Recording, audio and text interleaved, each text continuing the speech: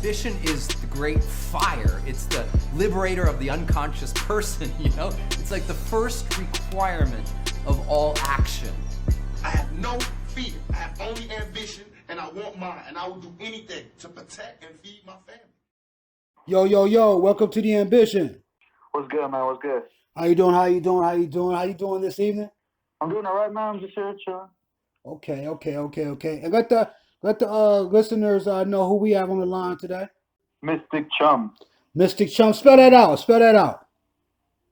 MYSTIC CHUM. Mystic Chum. Well, I gotta. Since you said I gotta go right into it, give us. I mean, what led to that name? That's a very, very interesting name. Yeah, man. Well, I started off with a few other names, just messing around, making words up. But I eventually ended up with Mystic Chum because I think that my mind has a lot of powers and I get really spiritual and shit. Okay. But Chum because that means friendly, and I'm a friendly dude. Anyone I meet, I always try to be their friend. Always let them know that I'm there for them in any case or whatever. So I just put them together, and that's what I got. That's what's up. And Chum comes from like what language? Just so. Chum? Yeah. Oh, I'm not sure, man. Honestly, I got that from one of my idols. He made a song, Earl Sweatshirt. He has a song Chum. Okay.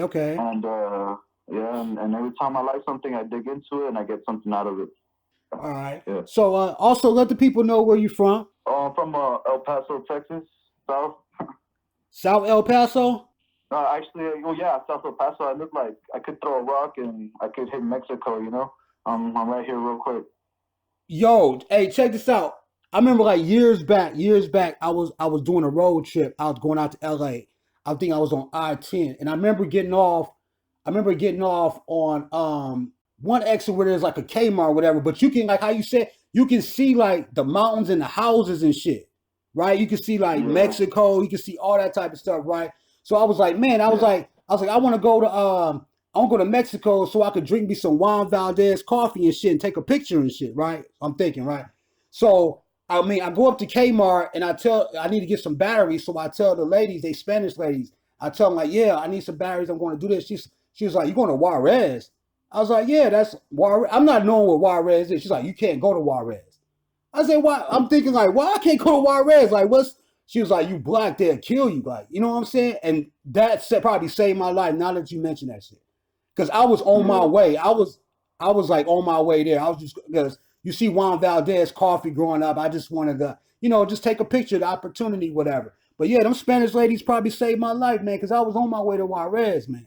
So that, yeah, that's good. El Paso, not saying that not too many people know about it, but in the UK and, in Paris and everything like that, I don't know what they know, but give us some idea of what it is to live in El Paso. I live in El Paso most of my life. I left for a few years for Arizona, but that was just in my early years. Okay. And I've always been in this neighborhood called Segundo Barrio, which the translation is the second neighborhood. The second neighborhood. Okay.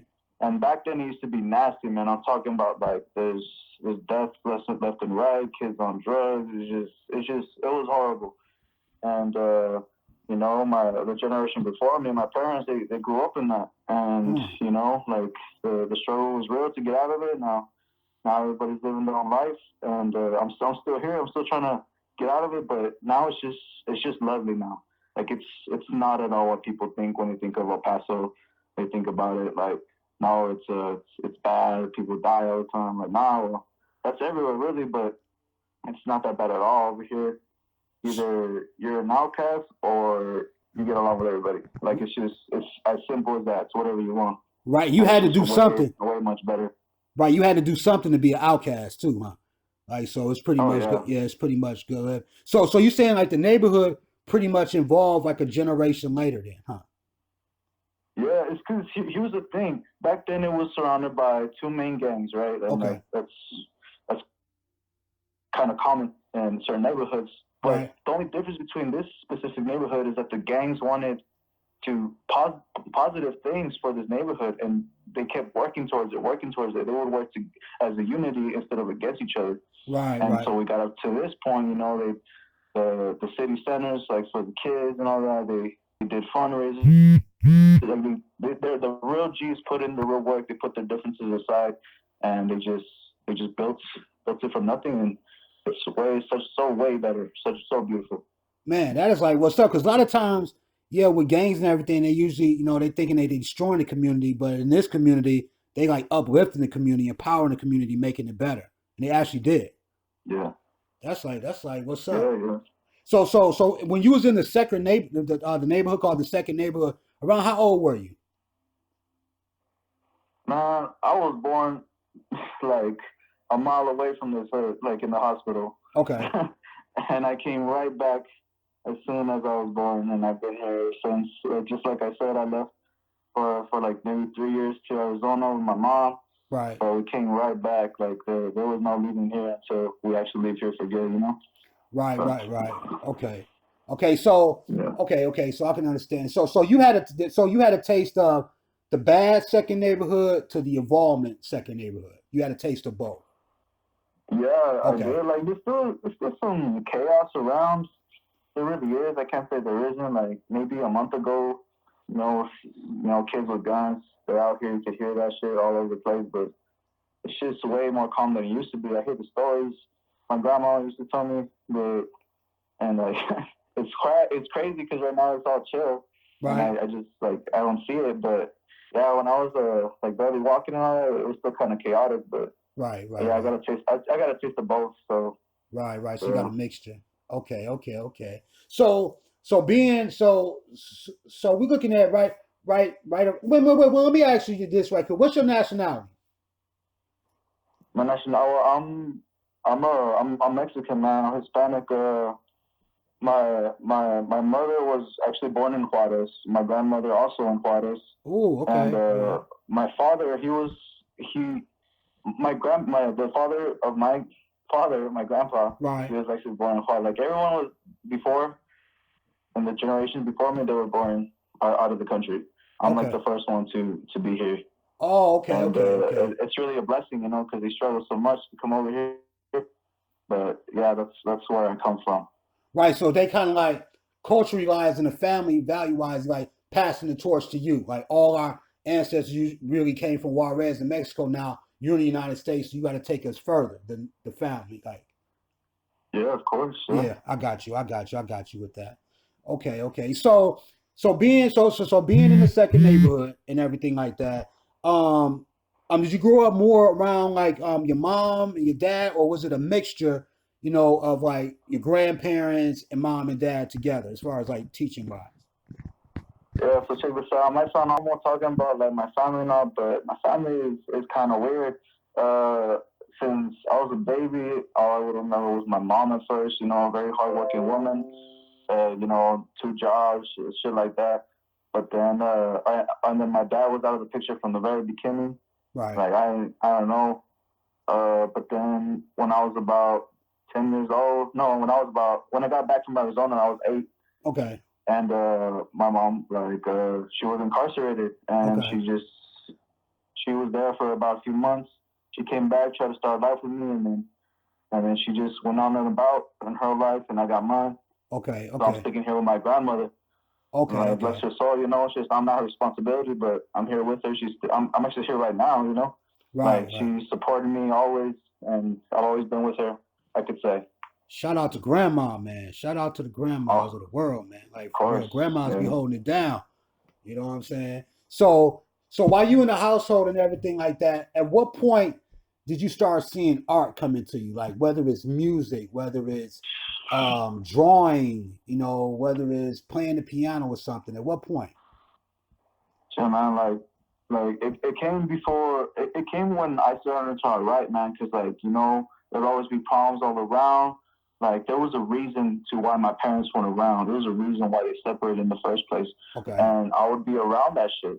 Okay. And I would be too afraid to speak up, so I would just pick up a pen and paper and put it there. Oh, okay. That's how I would do things. That's how I would get shit done. Okay. And, everybody in my family knows I'm a writer. Okay. Some of them might not know that I'm a rapper or whatever, like the music, but they know I'm a writer because they always saw me with my book and my pen. Always. Okay. And it started kind of like I guess, a burden or something. Hmm. But then it evolved to just me loving to do it. It was just natural to me. Well, why'd you say it was a burden at first? Like, why? Because like I was little ass kids writing all these bad things. Like it was like a diary, right?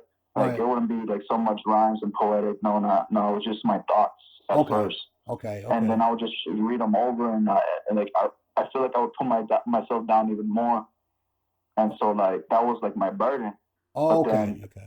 then I switched the perspective at one point in my life, a few years later, and I took that as a blessing instead of a burden. Right. Because it could have been like, it probably could have been like more like healing. Like instead of taking everything eternally is going on, you're able to get it out on paper and stuff like that. So that, that could have probably helped too and everything. So it started off like stories, and then it got to what point did it come poetic? Because before you can get to the hip hop, it's got to be poetic with the rhymes. At what point did you start rhyming the words? Oh yeah, man. Like I started rhyming like when I started talking to girls. Like I started getting poetic and being smooth and all that. That would probably be like my sophomore year. Okay. 3 years ago. Like I write love letters to girls and get that little confidence to speak my words that I have on paper. This and that. Like little situation. That's where I started. So like about 3-4 years ago, that's when I actually started like evolving my words into rhythm and put it on a beat and shit like that. Right. Yeah, because with the poetry, probably start with rhythms in the head. Then you got to find the beat to match it and everything. So what was some of the stuff? Cause so you were spitting the poetry, player like, right? Spitting the poetry to the females and everything. So what was it as far as like them saying like what did they like about the poetry? Like what were some of their comments?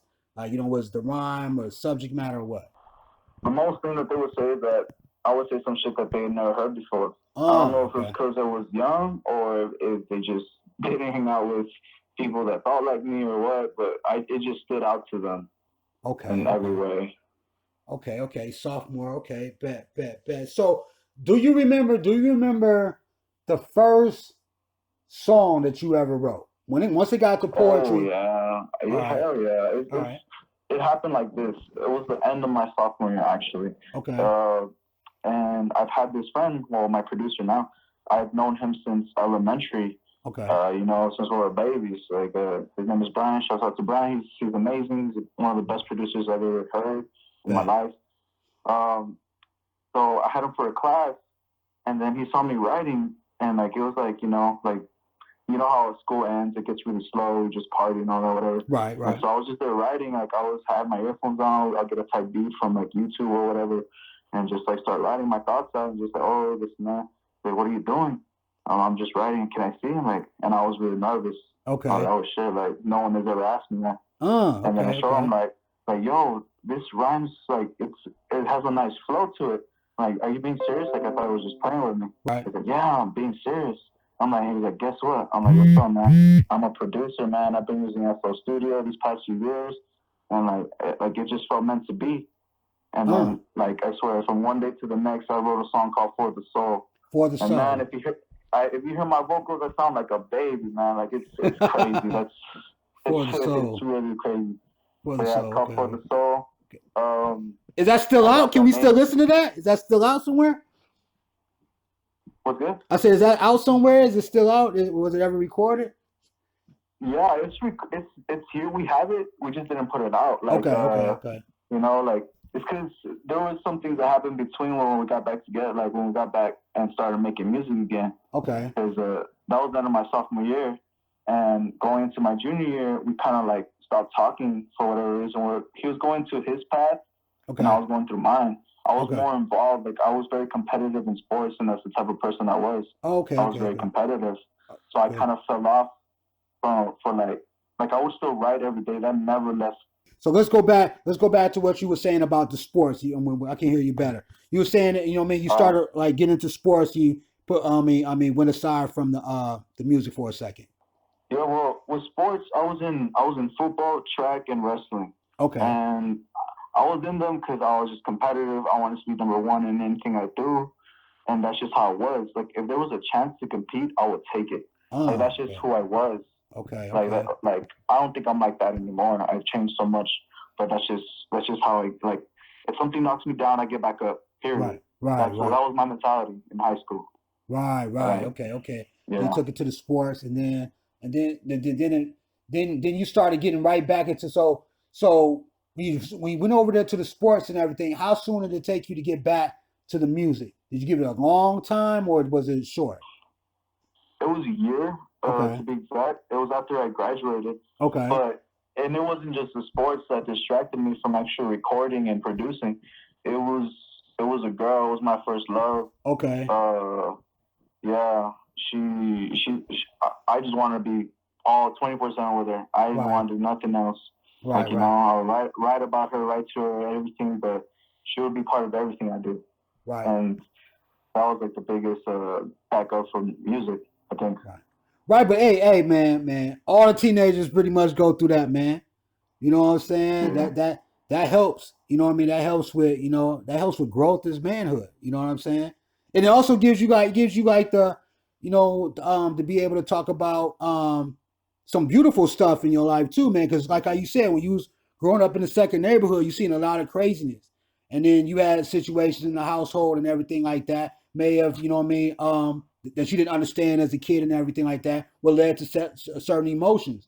Then you meet a girl that's bringing some balance to it.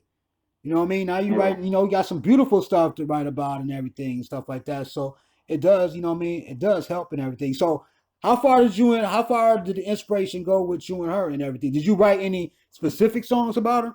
Oh man, like I have so many like right now on my computer, but I actually have a whole EP dedicated to her. Whoa, that was after the breakup. It's out. It's called Jocelyn. That's her name. Jocelyn. It's about 5 songs. It came out a year after we broke up because I was still suffering that whole year.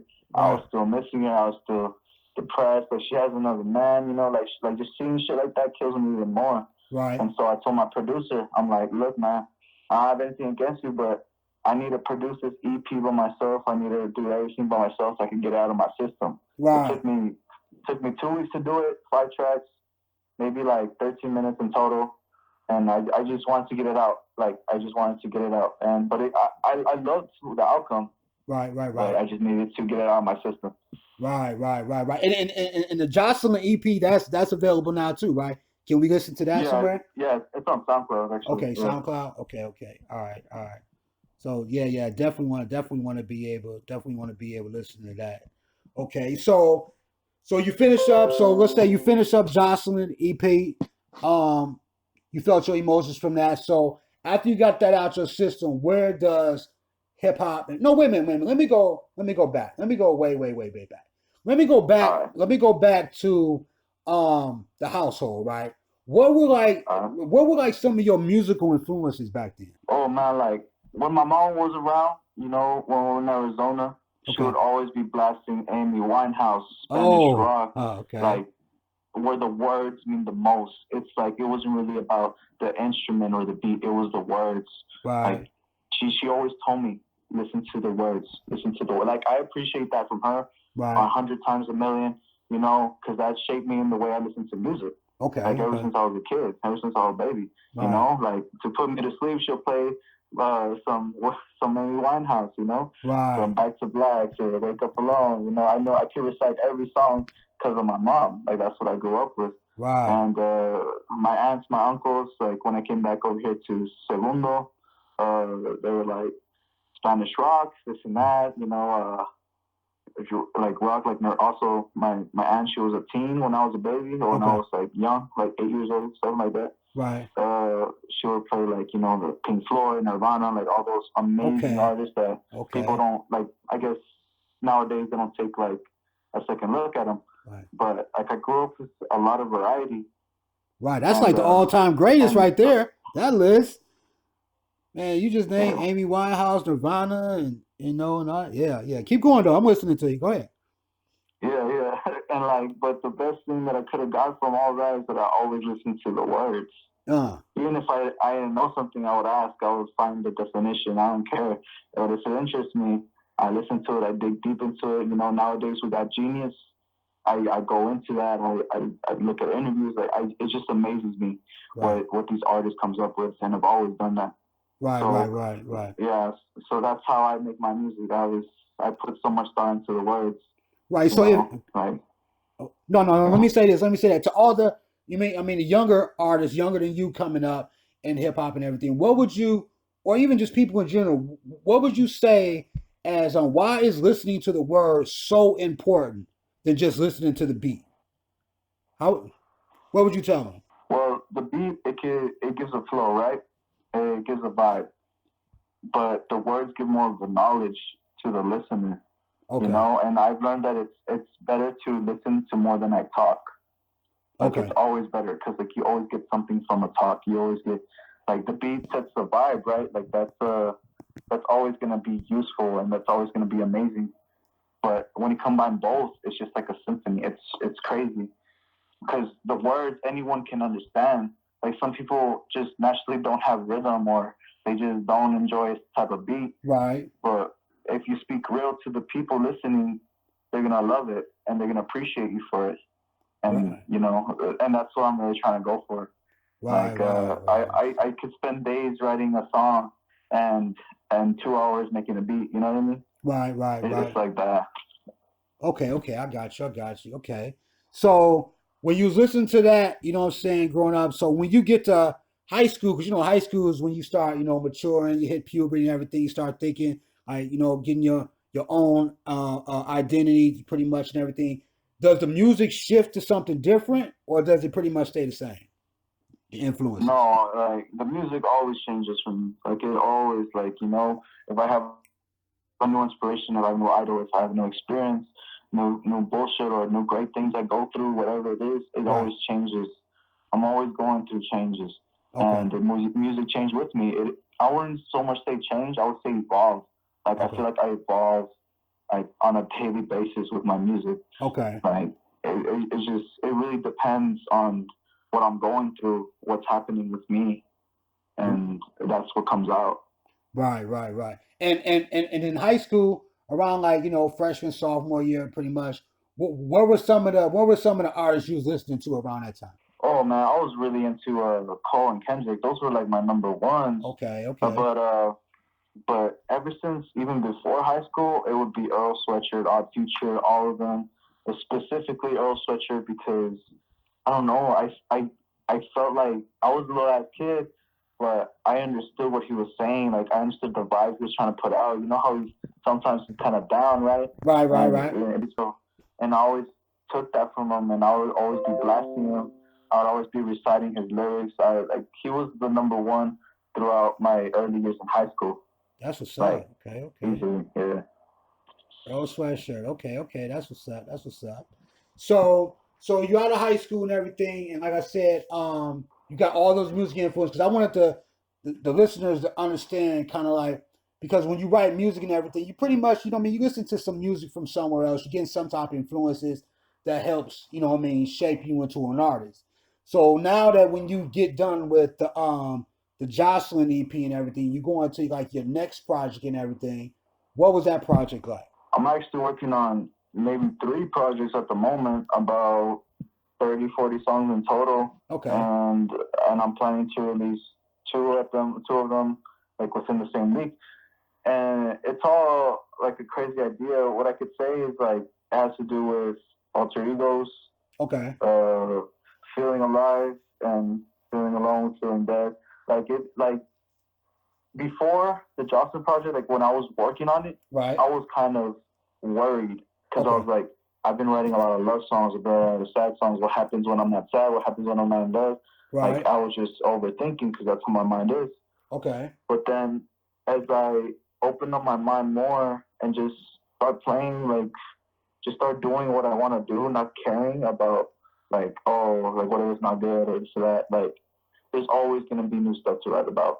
Right. There's always gonna like I my motivation is constant. I don't like, I just have something. It just depends on the emotions. Like I could bring anything out of happy. I could bring anything out of sad. I can make something that claps, but the words could be very deep, and they could like like we could go into your soul and shit. Like, Okay. it's just wild like that. Like I can't really predict. Right. So you vibe off the emotions that's like pretty much the realest to you at that time. You know what I mean? Yeah. So if you was going through the emotion with the Jocelyn EP and you change your emotion, then the next project will probably be different. Kind of like that. Yeah. Okay. Yeah. I also like I'm experimenting a lot with beats and especially lyrics and the way I like my voice especially, and I love telling stories too. Like it's like I'm making a book, except it's just with beats and lyrics. Like Right. it's like all the emotions are real, but I just put it in a way where people could understand easier.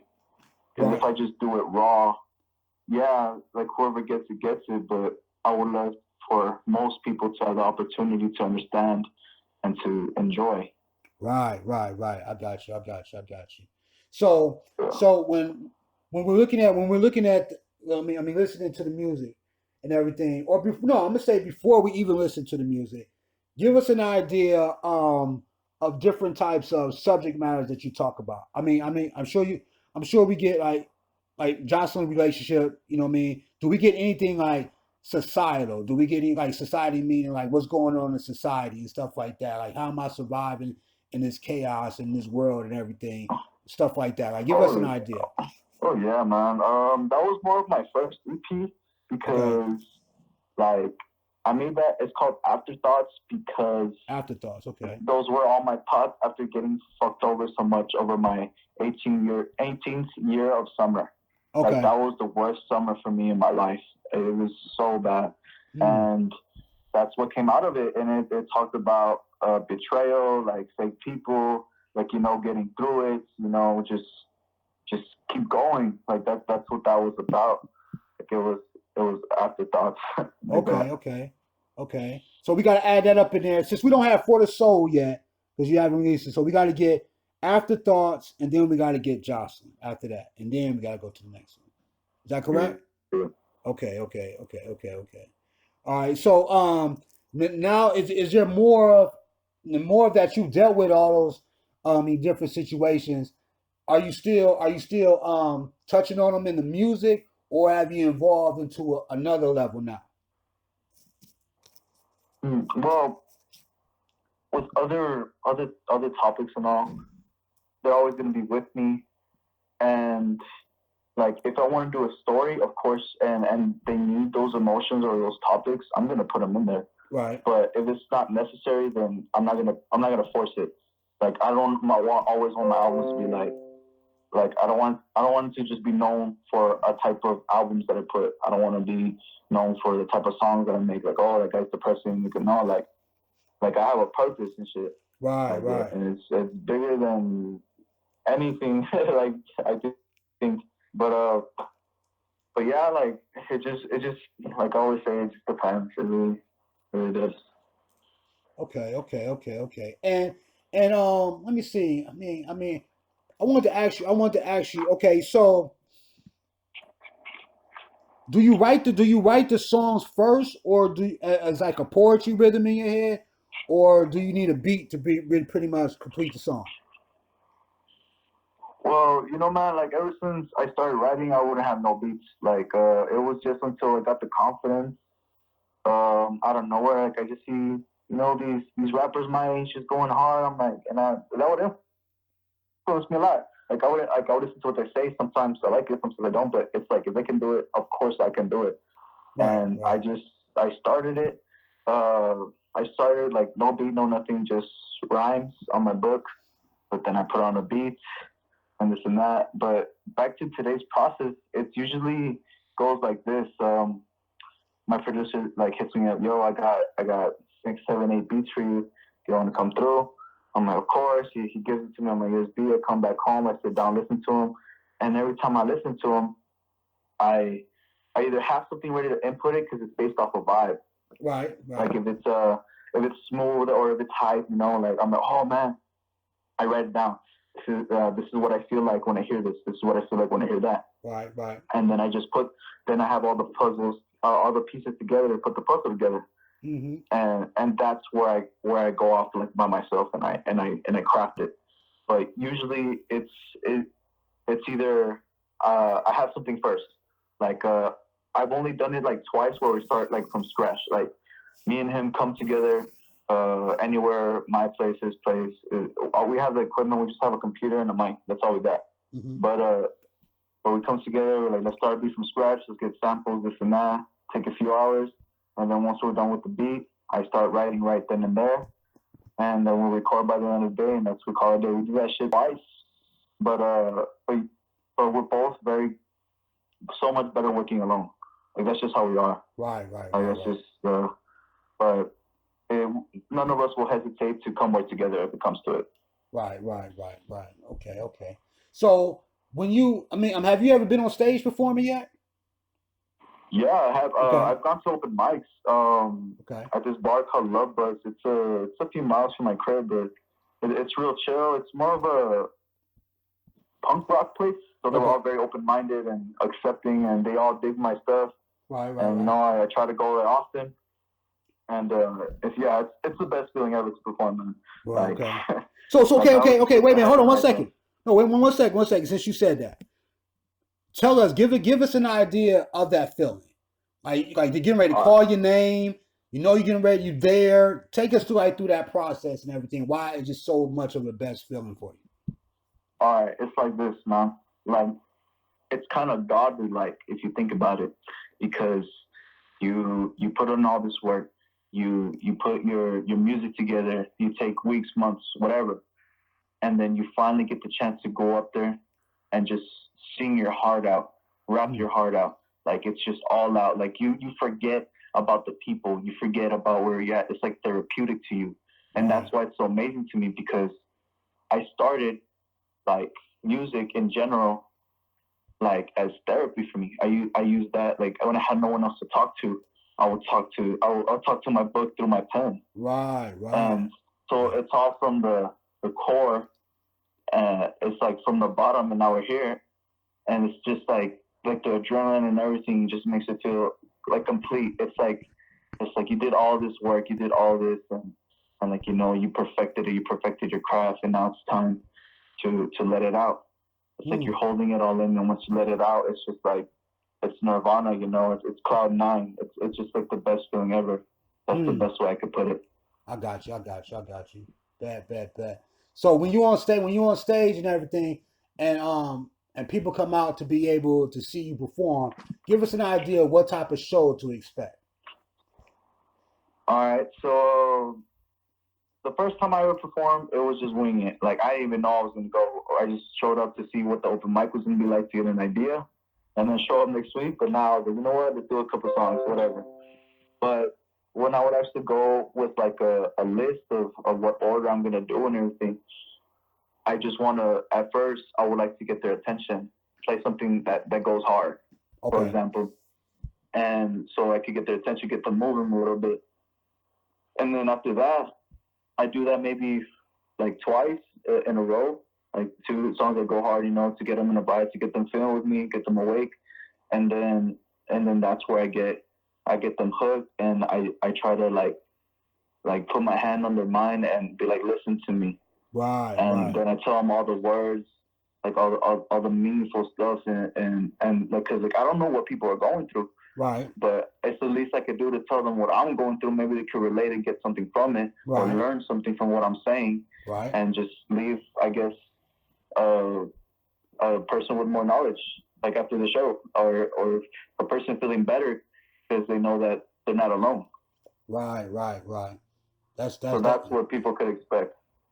That's what's up. And also too is that if you look at all the places you can possibly perform in the whole entire world, where is like your dream performance? Like I want to be here to rock the fucking stage. Like where is that place? What festival or what event or anything like that you have as a goal? All right. I wouldn't say it's so much the place. I would say it's more about who's there. Okay. Like, if I had let's say Staples, right? Like big ass place. Right. I would love to have half of the people in front would be the people I care for, the people that I know, or if I don't even know them, if I see them, like if I see them for like a few minutes and I know that they're going through something or whatever, like all those people that I know for sure that need to listen to my music, because I know that it would help them, I would want them in the front. And then anybody else, like whichever fans, whatever, like for them to be there. That's my dream. Like if it's just me in the Staples with people that don't really like fuck with my music, or they're just there because they're like, if I'm opening, if they're just there because like they want to see someone else, or someone dragging me with them, like that's not the type of vibe I want. I want people to vibe with me and to enjoy what I'm giving to them. Right. And I want to enjoy their company as well. Right. But that's my dream. Right. I got you. Because the way I'm listening to you, I'm getting it in my mind. I'm thinking like the music is more of healing, right? So you're looking at an audience and you're looking at it like, if I'm a person that's been going through similar situations such as yourself, that things that you went through, then I need to listen to this music right here because it has the possibility to heal me, right? Because you're getting the music because you're going through a healing process, or you may heal from certain stuff. Now you're able to help another person be able to heal from your experience, or if they're getting ready to go through something. You mean, I already been through that and stuff. Here's a song about it. Maybe this could help you heal a lot faster than I did. Something like that. Of course. That's what I get from it. That's what's up. That's smooth. So the music is being used as like therapy, as you said, but also being able to heal the peoples of the world as well. That's what's up. That's what's up. Yeah, of course. Yeah, like that's me being very positive. Like, cause it costs nothing to be nice. It costs nothing to ask someone how their day is. It's just being genuine with people, and there's not enough of that around here. And even though my stuff might seem dark at times, it's just a helping hand, really, in reality. Right. Like ignorant people are not going to see that, so it's not made for them, or maybe later it will.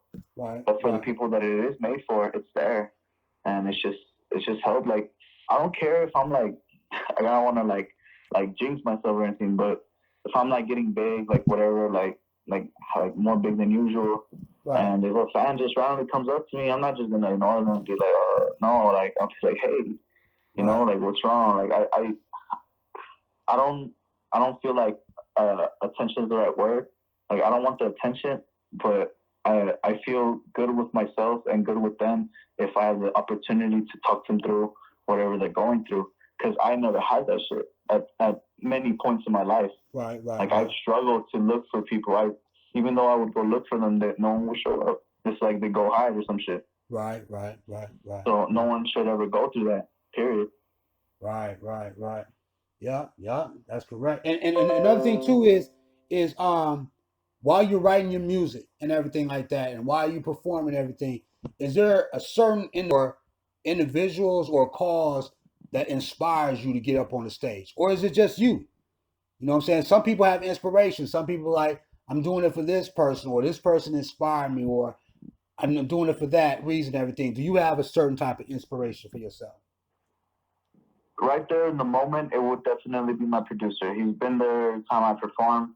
The few times that it has happened, it would be him. He's like my brother to me, man. He's always been real with me, even though like he tells me the truth, even if it's good or bad, and that evolves me and it makes me a better person in general. Right. So he would always be my motivation.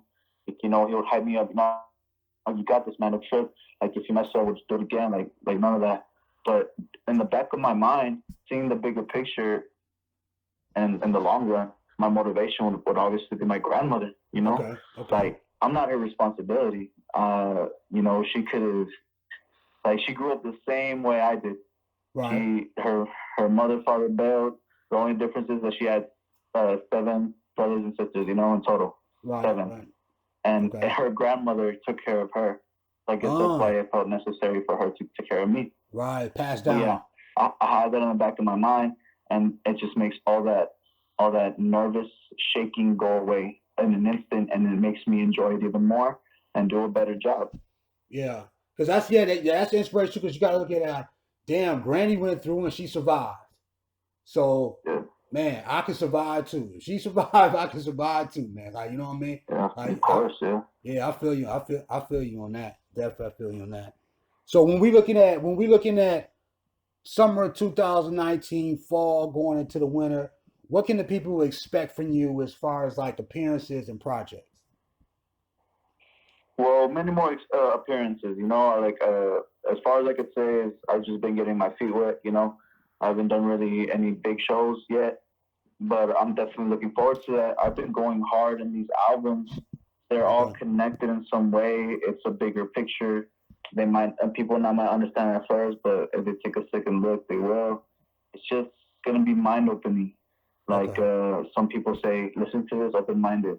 Like you're not gonna have to because it's gonna open your mind. Like that's what I truly believe these projects are gonna be, and that's why I think they're taking a while. It's been Right, right, maybe right. like 2-3 months since I released the Jocelyn one, but like like you see all these up and coming artists, they release a song every week and shit. Right, So right, like right, right, nah, right. like I don't just want to release whatever. I don't just want to release whatever I get done. I want to release whatever I think is my best. Right, right, right, right. Because your music, because you know, what I mean, your music is different. You know what I mean, than a lot of, artists out now. Because your music is like healing music, right? So Yeah, if if I'm creating medicine to cure your soul or your mind, that shit's gonna take longer than somebody putting a band-aid on it. A band-aid is easy to exactly. get. You know what I'm saying? Like I gotta create some cures here. I'm not trying to have you go through the same shit over and over again. You got like, you gotta listen to this. We gotta cure the problem or cure the, whatever it is and everything. So, and sometimes you can't even rush the masterpieces sometimes, man. That shit with the artist, that shit come when it's supposed to, right? Whenever it comes, Yeah, right? of You know course. what I mean? And you don't release it until like you said, like every week, some artists just, they get high, whatever like that, jump in the booth and say whatever. Some artists take some time to be able to really put out some quality substance music that's gonna help people. You know what I mean? So it's good that you take your time on it. It ain't no rush. What's the rush anyway? You know what I'm Yeah, saying? It's really quality over quantity, right? yeah, yeah. You know what I'm saying? So cool, cool, cool. That's what's up. So is there anything you want to be able to tell the people in the UK, people in Paris, people in Tampa, anything specifically now about yourself, what to look forward to, just being able to talk to them directly. Yeah, of course. I guess I wanna, cause like I said earlier, like I have a purpose and it's way bigger than me. It's way bigger than anything I can imagine. And I don't want it to be known. I don't want to be known as just a song. It's just a vibe. It's just medicine. Like I want people to know me as Mystic Chum, and this is what I stand for.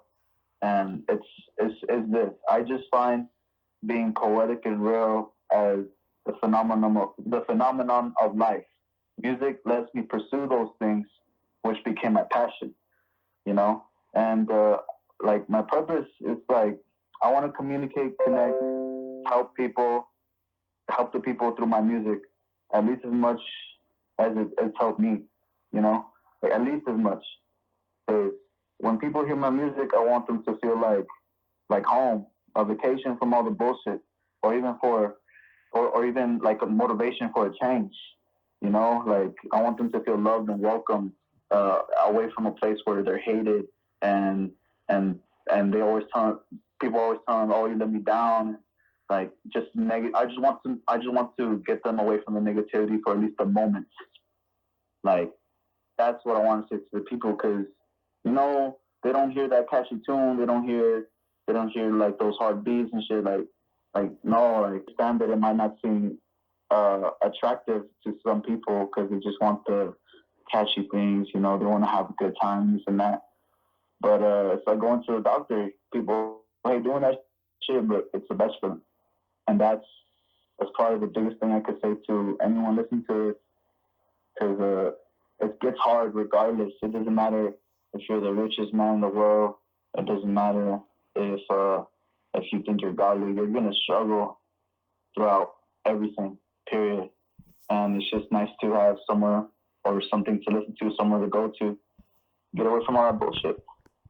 Because like I never had it until I started music, and it's an amazing feeling. to get away from reality sometimes. And that's what I offer to the people, and I hope they take it and run with it.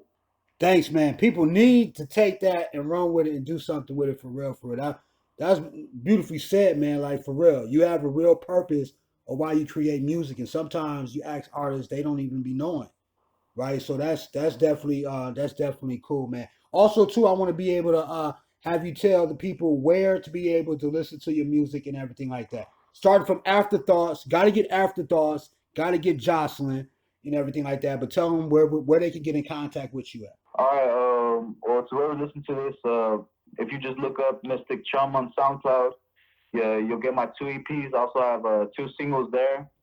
It's one called Nationality. That one goes pretty hard. The other one is called oh, hold up. Well, I got 2 singles there, and one is called Nationality. But you can reach me there, and to anybody else that is hearing this and would like to work with me or anything, I'm open to it. I have my arms open to anybody who wants to communicate with me or anything. My Instagram is The Educated MC, and my SoundCloud is Mystic Chum. You can reach me anytime, anywhere. I know how people say, "Oh, I don't have my phone." That's bullshit. Everyone has their phone all the time. Right. It's just a matter if they want to answer or not.